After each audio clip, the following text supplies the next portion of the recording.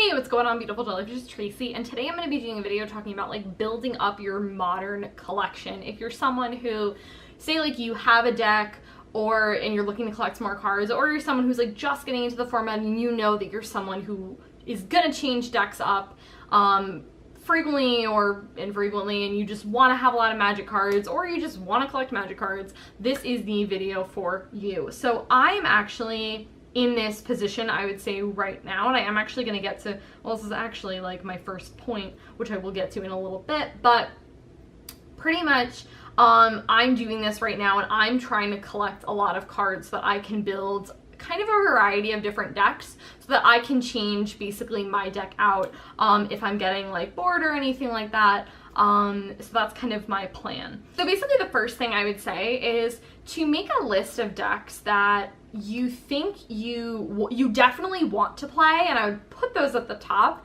and cards that and decks that you are thinking that you may want to play. Maybe you're not too sure, but you're like, hey, this deck seems really cool, I definitely want to check it out.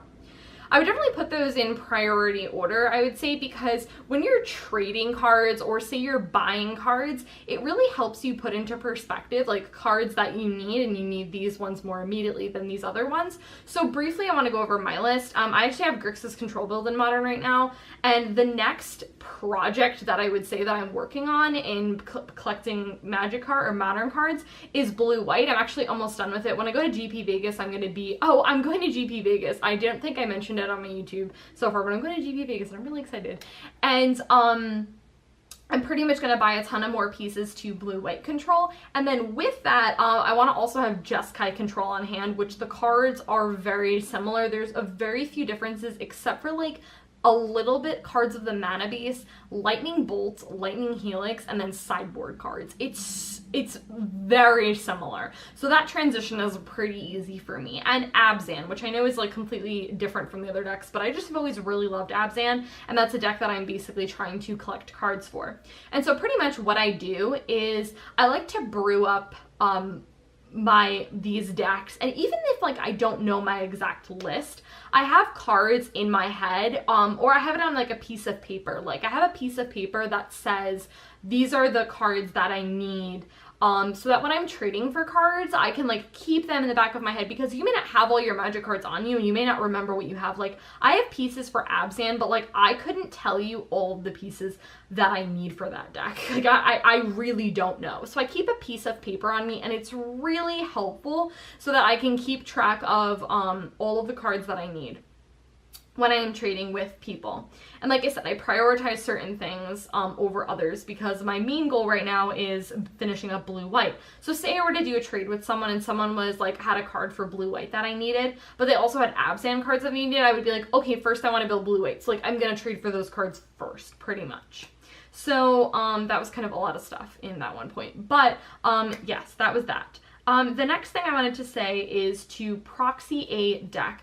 I actually, and I'm going to do a video on this, I don't know when, I want to flesh it out a lot more and see how it works a lot more, but I built like, or brewed up, I guess, like a Modern league where I basically have like a bunch of our friends come over to our house, and like we just jam games of Modern and do like mini tournaments and have like a point system. It's really cool. Anyways, so the thing is like I said to people, I was like, listen, I was like, this is a place to proxy decks, because you never know. You may be like, I'm gonna love this deck, I'm gonna love this deck, and then you build it and you do not like it, which has happened to me before. Like I brewed up Elves and I was like, I don't enjoy playing this deck at all, and so I ended up taking it apart. So I think people really need to like get it out of their head that like proxies are a bad thing. Like I have issues with proxies if like I'm playing EDH and someone proxies like a Black Lotus. Like you have no intention of buying a Black Lotus, literally leave. But like if you're jamming games of Modern at someone's house or whatever, and you're like, I don't know if I want to build this deck, I don't know why people have issues with them proxying the cards. Like you don't want to spend like $500 on a deck, proxy the cards first. Like I don't understand why people are so upset about that. Whatever. Anyway, so that's one thing that in my league, it's like, hey, like proxy up a deck or proxy up certain cards that you're like not sure about, because you don't want to commit to buying those cards if you're not going to like those cards, or you're not even going to like the deck. But it's the most miserable thing, is like making a deck and realizing that you don't like it. So that is that. Okay, the next thing is, and if you are someone who's collecting cards, or someone who's like, you're like, I'm just trying to build up my collection, pretty much everyone will say that the mana base is one of the first things that you should be tackling. If you have like a deck already established and you're playing it, but now you're trying to build up your collection, I would really start jamming with the mana base, because those cards, like, you can use interchangeably. The thing is with them, like, something like the mana base is, like, the mana base is, like, always just gonna be there. Like, regardless of what deck you build, you're gonna find that you can honestly interchange a ton of cards in there, which is so awesome. So I think that, like, something like Fetches and Shocks, they're never going out of style. I would always try to pick those cards up. If you're trading for cards, I would always prioritize that. A lot of people don't want to trade those cards, but to be honest, Shocklands are really not that much money, which is super cool. A lot of them are, like, only, like, $10, and for a playset, that's $40, and for some people, that seems like a lot, but to be honest, that's really not that much. Fetches are more expensive, but they are really, really important. A lot of people try to, like, ditch out on that in a lot of decks, and it just honestly doesn't work. But if you're someone who, like, if someone's giving you, like, a Magic gift card or whatever and is like, hey, you know, I'm gonna buy you these cards, or you're thinking what cards, the mana base is one of the most important things that you could do and to really help yourself. So Fetches and Shocklands, I would massively prioritize over a lot of other cards to obtain in your collection. Okay, so this next point is a little bit tricky, I would say, because it's kind of one of those things that, well, let me get to the point. So the point is like trading away cards you don't think you'll ever play with. Now, the issue with this is, like, you could trade away a card that 3 years from now, you're like, oh wow, I wish I didn't trade that card away. Like, to be honest, we all make mistakes like that. It always happens. And at the time it was a good trade or something like that. You can't predict this, but it does help, like, weed out a lot of stuff in your collection. Like, you may have a lot of really valuable cards that you're like, sweet, I'm trying to, like, take these cards and translate them into modern cards that I pretty much need. So I would say, like, there's some cards that, like, I will get modern staples and I'm like, I will never ever play with this card in my life. There's no way, there's no reason for me to hold on to this. Like, there's some decks that you can just outright, like, some staples, like, if I ever got, like a Karn Liberated, like, if I ever opened one of those, I would just put it in my trade binder, because there's no way I'm ever going to build Tron, and I don't think I would put that card in any of my EDH decks. So that's a card I would just immediately, like, tuck away pretty much. But there's a lot of cards that, again, can be used in a variety of different decks, like Fetches and Shocklands, that, you know, you may be like, hey, I don't typically play this color combination, but I would still honestly hang out to the Fetches and Shocks anyway, because you never know, you may end up needing those.